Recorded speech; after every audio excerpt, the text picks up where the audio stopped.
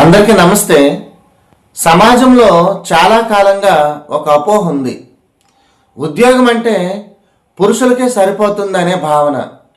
కానీ నేటి పరిస్థితుల్లో ఈ ఆలోచన పూర్తిగా మారిపోయింది. ఉద్యోగం అనేది జెండర్కి సంబంధించిన విషయం కాదు. అది సామర్థ్యం, శ్రమ, సంకల్పానికి సంబంధించిన విషయం. స్త్రీలు కూడా పురుషుల్లాగే విద్యలో, ఉద్యోగాల్లో, ముఖ్యంగా బోధనా రంగంలో అత్యుత్తమ ప్రతిభను చూపుతున్నారు.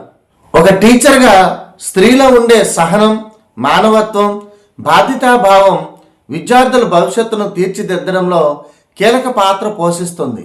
అందుకే టెట్ డిఎస్సి వంటి పరీక్షల్లో మహిళల భాగస్వామ్యం రోజురోజుకి పెరుగుతోంది. ఇంటి పనులు, కుటుంబ బాధ్యతలు ఉన్నప్పటికీ చదువుకు సమయం కేటాయిస్తూ కష్టపడుతూ విజయం సాధిస్తున్న మహిళలు ఎందరో ఉన్నారు. వాళ్ళ విజయాలు ఒక విషయాన్ని స్పష్టంగా చెబుతున్నాయి.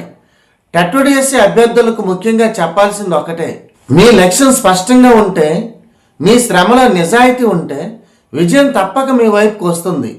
చివరిగా చెప్పాలంటే, ఉద్యోగం జెండర్ చూడదు, అది అర్హతను మాత్రమే చూస్తుంది.